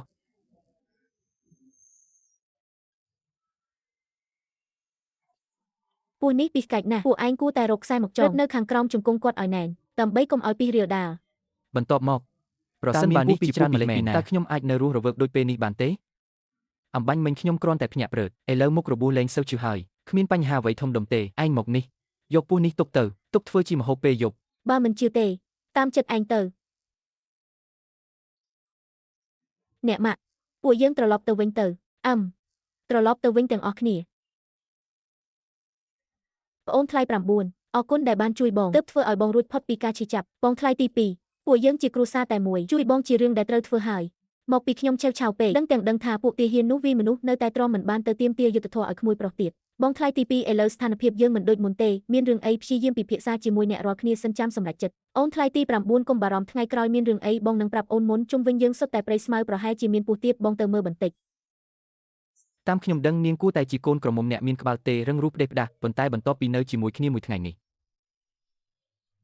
អាវុធមិនដែលជួបប្រទះសម្ដីនិយាយចេញមកមានន័យជ្រាលជ្រៅតើប្រពន្ធខ្ញុំនៅលក្ខការប៉ុន្មានទៀតមកជានិយាយផ្លោះសង្ស័យខ្ញុំប៉ុន្តែនៅចំពោះមុខឪពុកម្ដាយគេបានបញ្ជាក់អត្តសញ្ញាណខ្ញុំស្ថានភាពឥឡូវមានតែបង្ហាញប្រាជ្ញានិងវិជ្ជាពេទ្យខ្ញុំទេទើបអាចឈរជើងបាននៅលើផ្លូវវត្តប្រាក់មានពីខ្លាំងប៉ុន្តែវាជារបស់ល្អសម្រាប់ចំណេញដែលសំខាន់ជាងនេះរុក្ខជាតិអស់ពេញដីនេះជាលេសដ៏ល្អបំផុតដើម្បីបាំងមុខថ្នាំទំនើបក្នុងលំហរបស់ខ្ញុំ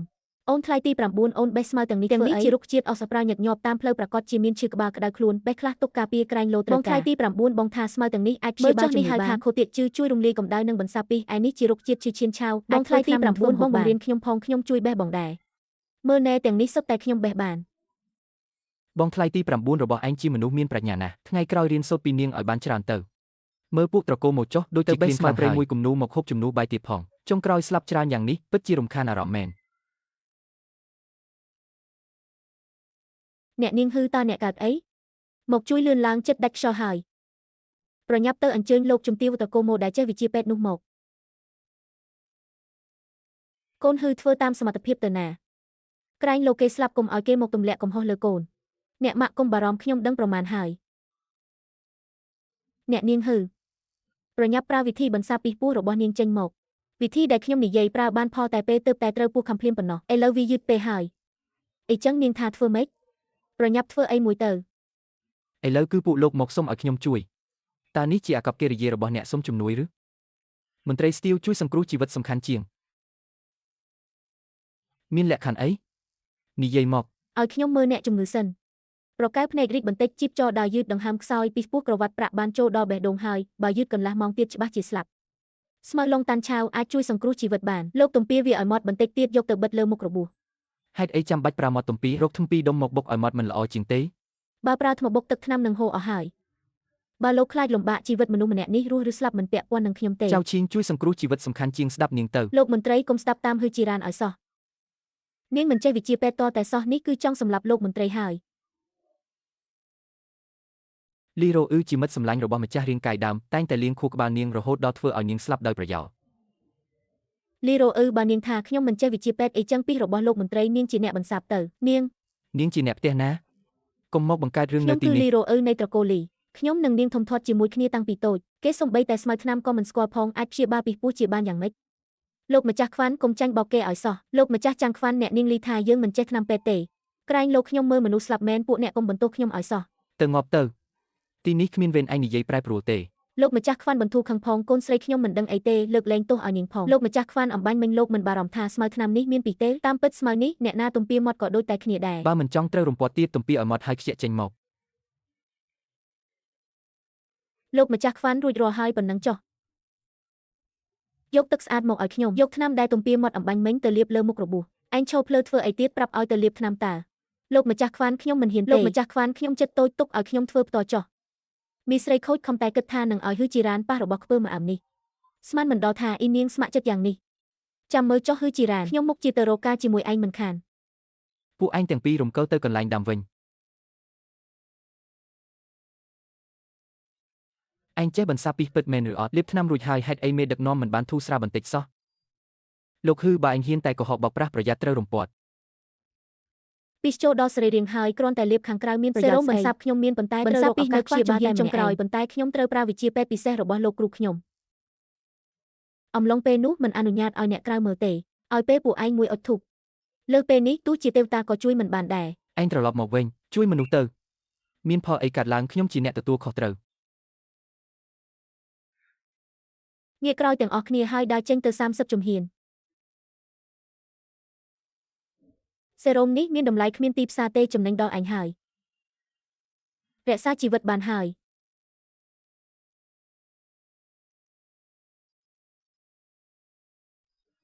លោកគ្រូពេទ្យមេដឹកនាំពួកយើងយ៉ាងម៉េចហើយឡូឡាស្អីបើមិនជឿខ្ញុំទៅរកគ្រូពេទ្យផ្សេងទៅលោកគ្រូបើឯងហ៊ានតែកុហកចាំមើលអញមិនវាយអញឲ្យស្លាប់ទេ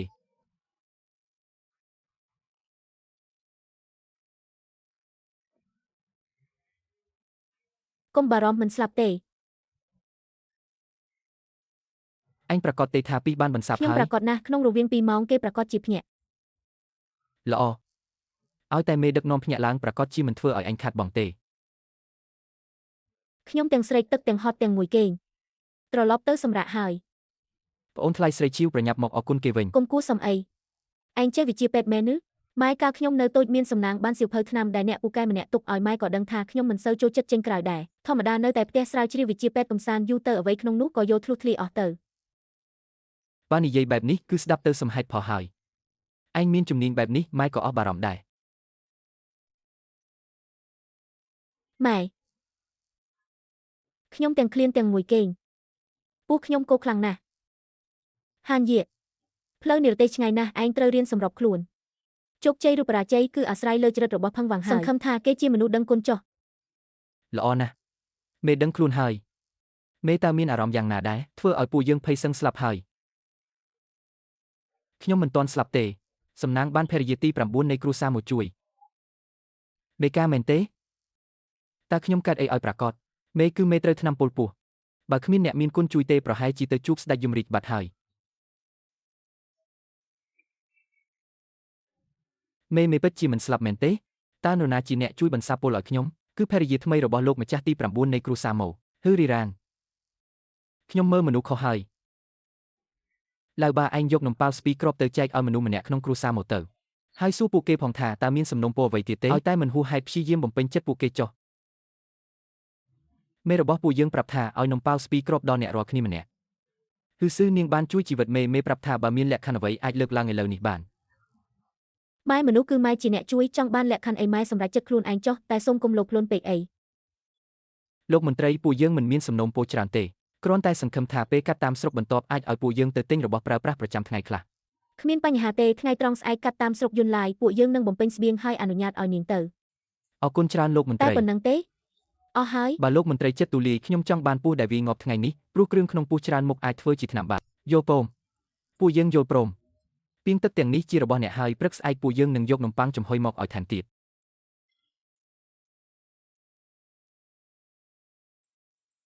អ្នកម៉ាក់បងស្រីថ្លៃនេះជាសាច់គោប្រឡាក់ដែលឪពុកម្ដាយខ្ញុំបន្សល់ទុកញ៉ាំជាមួយនំប៉័ងចំហុយទៅដល់ពេលនេះហើយពួកយើងគួរតែបន្ធូរបន្ថយច្បាប់ទម្លាប់ខ្លះហើយអ្នកម៉ាក់និយាយត្រូវហើយឥឡូវនេះរឿងសំខាន់គឺញ៉ាំឲ្យឆ្អែតច្បាប់ទម្លាប់និងមុខមាត់អីខ្ញុំមិនខ្វល់ទៀតទេនេះជាសាច់ដែលឆ្ងាញ់បំផុតដែលខ្ញុំធ្លាប់ញ៉ាំអ្នកទាំងអស់គ្នាកុំប្រញាប់ញ៉ាំឲ្យស្កប់ស្កល់ទៅនៅមានទៀតរ៉ាន់របស់ទ្រព្យដែលឪពុកម្ដាយកូនរក្សាទុកខ្លះសម្រាប់ខ្លួនឯងទៅអ្នកម៉ាក់នៅមានច្រើនទៀតតាដើម្បីបោកបញ្ឆោតគេត្រូវតែបន្តធ្វើពុតជាសន្លប់អ្នកទាំងអស់គ្នាទៅរកកន្លែងរៀបស្មើសម្រាប់ទៅអ្នកម៉ាក់ពួកយើងត្រូវគេងនៅទីនេះមែនទេត្រកូលមកធ្លាក់ខ្លួនដល់ថ្នាក់នេះអាចរស់មានជីវិតគឺជារឿងសំណាងណាស់ទៅហើយកុំរើសអើងច្រើនពេកបើទ្រាំនឹងលំបាកប៉ុណ្ណេះមិនសមធ្វើជាកូនចៅត្រកូលមកទេអ្នកម៉ាក់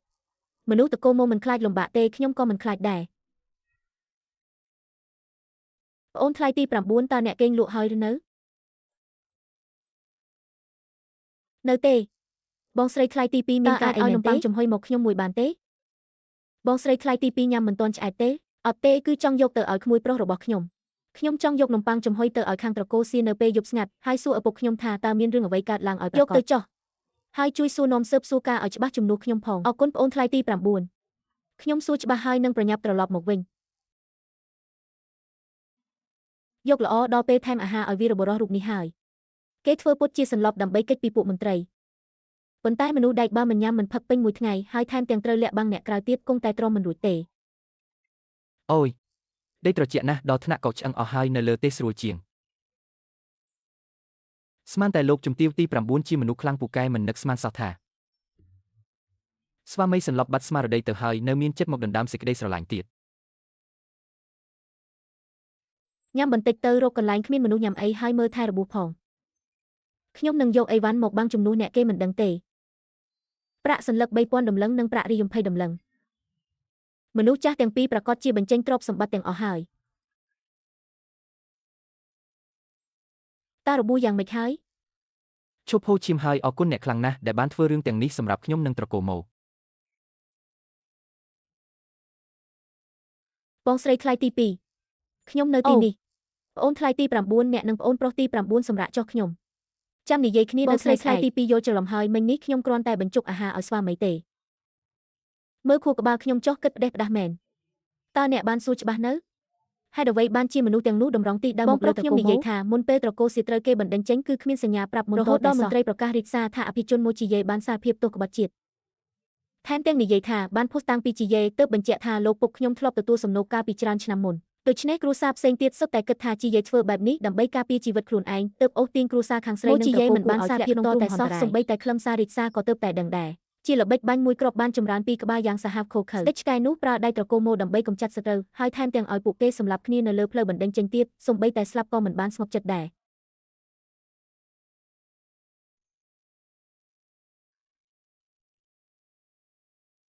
គេងមិនលក់ឬ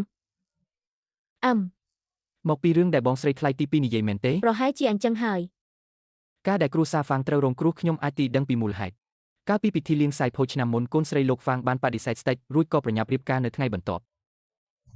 ស្ដេចច្បាស់ជាចង់គំនុំទើបយកលេសរឹបអូសទ្រព្យសម្បត្តិមកធ្វើបាបខ្ញុំហើយកំទេចគ្រួសារហ្វាង មើ ចោ ល ល ទៅ តែ ស្ដេច ម្ដង អាក្រក់នោះមិនត្រឹមតែសាហាវទេថែមទាំងជាមនុស្សអាត្មានិយមចង់គំនុំ រឿង ទៀត រ៉ាវរបស់គ្រួសារទាំងនេះពេលក្រោយមានឱកាសខ្ញុំនឹងរៀបរាប់ប្រាប់ ល្អ អូន ចុះឥឡូវបងប្រាប់មកមូលហេតុអ្វីបានជាមានរឿងជាមួយគ្រួសារហឺ គឺជាយានដាំឡើយជាមន្ត្រីក្រសួងការពារជាតិពេលខ្ញុំដឹកនាំទ័ពគេបានកាត់កងស្បៀងអាហារយកធ្វើជារបស់ខ្ញុំបានដាក់ពាក្យបណ្ដឹងទោះបីស្ដេចស៊ើបអង្កេតតែគ្រាន់តែទម្លាក់តំណែងគេប៉ុណ្ណោះ តាមបងនិយាយបែបនេះស្ដេចមានបំណងចាត់ការគ្រួសារមកយូរហើយការមិនសម្លាប់ហឺជាយានគឺទុកគេដើម្បីបង្កប់បញ្ហាឲ្យបងតាមផ្លូវបណ្ដឹងចេញ អូនយល់ការបានល្អជាងអ្វីដែលខ្ញុំគិតទៅទៀតចំពោះគ្រួសារលី ចុះគ្រួសារលីតាមសម្ដីបងស្រីថ្លៃទី2នាងលីរ៉ូអ៊ឺដូចជាមានការពាក់ព័ន្ធជាមួយ ខ្ញុំ បង នឹង ដែរ នាងគ្មានពាក់ព័ន្ធអ្វីនឹងគ្នាទេកាលពីមុនមានថ្ងៃមួយរត់សេះរបស់លីរ៉ូអ៊ឺដាច់ហ្វ្រាំងខ្ញុំក៏បានជួយលីលៀងបានយកចំនួនមកដល់ផ្ទះចង់ជួលលីរ៉ូអ៊ឺមកធ្វើជាស្រីស្ មូល នេហ៍ ហេតុអ្វី ខ្ញុំប្រាប់ថារៀបការជាមួយអូនរួចហើយត្រកូលមកមានច្បាប់មិនឲ្យយកប្រពន្ធចុង រួចបន្ទាប់មកលីរ៉ូអ៊ឺសុក 3 ចិត្ត ថ្ងៃក្រោយមកនាងបានមកឈរពាំងមុខភូមិគ្រឹះដោយអាងថាការជួយសង្គ្រោះមានការប៉ះពាល់កាយនាងទាមទារឲ្យខ្ញុំទទួលខុសត្រូវពីនាងទេរួចក៏ជិះសេះចេញទៅបាត់ចាប់ពីពេលនោះមកលីលៀងតែងតែធ្វើបាបខ្ញុំនៅកន្លែងធ្វើការ តាមពិតអញ្ចឹងសោះលីរ៉ូអ៊ឺគំនិតអាក្រក់របស់នាងចង់មកធ្វើបាបខ្ញុំមែនទេតាមពិតលីរ៉ូអ៊ឺនិយាយអាក្រក់ពីគ្រួសារមកប្រាប់ខ្ញុំរាល់ថ្ងៃហើយបញ្ចុះបញ្ចូលឲ្យខ្ញុំលុបចោលដើម្បីឲ្យខ្ញុំលះបង់តំណែងឲ្យនាងបានរៀបការជាមួយ នាង បង បញ្ចុះបញ្ចូលឲ្យអូនលុបចោលការរៀបការឬ នាងប្រាប់ខ្ញុំថាអ្នកដែលរៀបការចូលគ្រួសារមកមិនយូរប៉ុន្មាននឹងខ្លាចជាមេម៉ាយប្រសិនបើគ្មានការបញ្ចុះបញ្ចូលរបស់នាងខ្ញុំក៏មិនភ័យខ្លាចក្នុងការរៀបការចូលគ្រួសារមកដែរ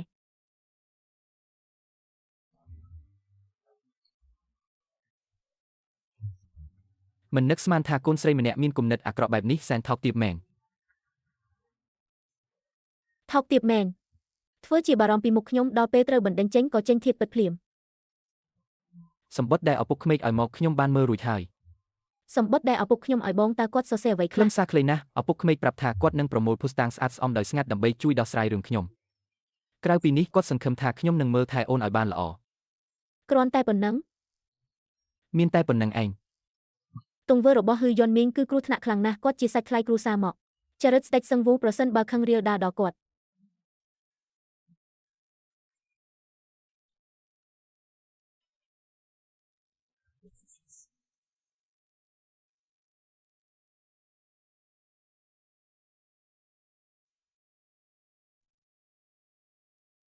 ការធ្វើពុតជាសន្លប់មិនមែនជាវិធីល្អយូរអង្វែងទេខ្ញុំបំរុងនឹងភ្ញាក់ឡើងពេលចេញ បង ផុត ចា ពី ត់ ទី ចែង ក្រុ រឿង ងនេះដោយខ្លួនឯង អូន ចុះ មិនឆ្ងល់ទេថាហេតុអ្វីខ្ញុំគ្រោងនឹងភ្ញាក់ឡើងបន្ទាប់ពីចេញផុតពីទីក្រុង ខ្ញុំទីថាបងបារម្ភក្រែងលោមានឆ្លុបរបស់ស្ដេចតាមដានស្ដេចស៊ុនវូចង់យកជីវិតបងនៅយប់មុនពេលបណ្ដឹងចេញតាមផ្លូវកាន់តែមិនរំលងបងប្រសិនបើបងសន្លប់រហូតគេនឹងគិតថាបងរបួសធ្ងន់រស់មិនបានធ្វើឲ្យគេបន្ថយការប្រុងប្រយ័ត្ន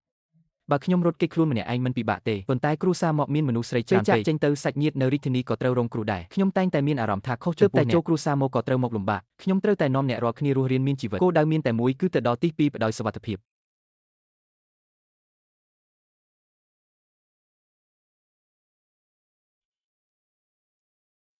ឆ្លៀតពេលអ្នករាល់គ្នាមិនទាន់ក្រោកប្រញាប់ទៅ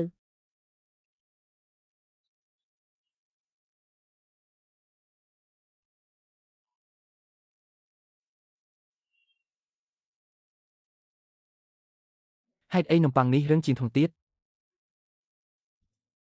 នំប៉័ងម្សៅទាំងនេះឲ្យអ្នករាល់គ្នា គ្រួសារអ្នកត្រូវនិរទេសលើកនេះក្រពេកមើលទៅនំប៉័ងម្សៅដែលគេរៀបចំលក់មិនដាច់ទេអាកាសធាតុក្តៅនំប៉័ងទុករក្សាបានមិនយូរទេចៅឡាវប៉ាចង់យកនំប៉័ងចិត្តខូចមកដូរយកប្រាក់របស់ខ្ញុំមីថោកទៀបគង់តែមានថ្ងៃអញឲ្យឯងស្គាល់ដៃមានរឿងអីប្រយ័ត្ននាងតូចត្រកូលលីផងក្មេងនេះរំខានណាស់កុំប្រហែសឲ្យសោះអ្នកម៉ាក់កុំបារម្ភកូនយល់ច្បាស់ហើយ មេដឹកនាំពួកយើងត្រូវពោះខំម្សិលមិញរាងកាយនៅខ្សោយនៅឡើយបណ្ដោះអាសន្នត្រូវជិះលើទេឈើរបស់មកជីវយេបំណងលោកខ្វាន់គឺឲ្យជីវយេចុះពីទេមែនទេនិយាយផ្ដេសផ្ដាសឬមួយឲ្យមេដឹកនាំទៅប្រជិតជាមួយចៅរបស់បោលើទេបាក់នេះ លោកខ្វាន់គ្រួសារមកពួកយើងសុទ្ធតែជាស្ត្រីបើគ្មានរទេះនេះតើនាំជីវឌីទៅដោយរបៀបណា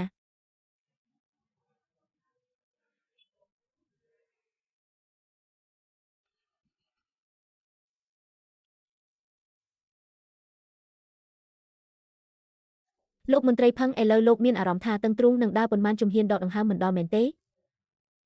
មិនក៏អ្នកដឹង ម្សិលមិញលោកពលធ្ងន់ធ្ងរពេកទោះបីជាជួយជីវិតបានប៉ុន្តែនៅមានពិសោធន៍បើមិនព្យាបាលទាន់ពេលខ្លាចថា ខ្លាចថាយ៉ាងម៉េចអ្នកមានវិធីទេ វិធីប្រកាសជាមានគ្រាន់តែស្វាមីខ្ញុំរបួសធ្ងន់បើពួកយើងជាស្ត្រីទៅមើលថែលោកខ្លាចថាមិនបានរុញគាត់ ពីវាលពីកោនាងហ៊ានដាក់លក្ខខណ្ឌផងឲ្យតែនាងអាចបន្សាប់ពីស្អីអញបានអញអនុញ្ញាតឲ្យមកជីវយាយអង្គុយលើទីជាមួយអញ លោកមន្ត្រីគ្រួសារមកយើងសុទ្ធតែជាស្ត្រីទុនខ្សោយរុញបរោះពីរនាក់ដូចលោកនិងស្វាមីខ្ញុំខ្លាចថាមិនដល់ស្រុកយន្តឡើយទេ គ្មានបញ្ហាទេពួកយើងនឹងរកដណ្ឌិតប្រុសពីរបីនាក់មកជួយរុញលក្ខខណ្ឌអញយល់ព្រមទាំងអស់បើនាងព្យាបាលពីសល់លើខ្លួនអញមិនជាប្រយ័ត្នរំពាត់មន្ត្រី លោកមន្ត្រីនេះជាថ្នាំដែលបេះម្សិលមិញតាមទឹកឲ្យលោកមន្ត្រីផឹងផឹក7ថ្ងៃជាប់គ្នាពីដែលសល់នឹងបាត់អស់ សម្ដីនាងពិតមែនឬដោយសារតែស្មៅប៉ុន្មានដើមនេះ ពិតមែនថ្នាំនេះសាកល្បងទៅនឹងដឹងលោកមន្ត្រីសាកល្បងទៅនឹងដឹងថ្នាំទាំងនេះគ្រាន់តែជួយរំលាយកម្ដៅនិងបត់ជើងតូចហងវាងខ្លួនឯងមិនបានពោលទេផឹកទៅពិតជាស្រួលខ្លួនជាងមុន តើឲ្យកូនទៅសម្រាកលើទេឈើសិនទៅម៉ាក់ទៅដាំថ្នាំឥឡូវនេះ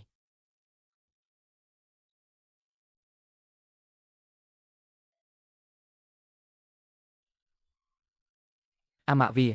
ធ្វើឲ្យពួកយើងត្រូវគេនិរទេសថែមទាំងត្រូវជួយរុញរទេសឲ្យពួកចោររបស់បរទៀត បងស្រីថ្លៃទី9ឯងពូកែខ្លាំងណាស់មិនត្រឹមតែបង9រក្សាទេបានទេបានកម្លាំងពលកម្មទេទៀតលើកនេះពួកយើងធូរស្រាលច្រើនហើយប៉ុណ្ណឹងពូកែអីទៅគ្រាន់តែជាផលប្រយោជន៍សងខាងប៉ុណ្ណោះ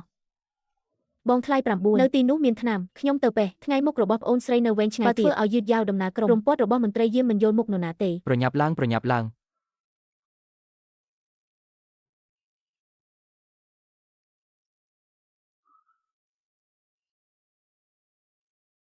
លោកពូលឿនឡើងប្រញាប់មកមើលឪពុកអញកម្រើកហើយ លោកមន្ត្រីពេងលោកថាឪពុកខ្ញុំដឹងខ្លួនហើយឈប់បើអ្នកចង់ដឹងខ្លួនពេលនេះជាឱកាសល្អបំផុតហើយ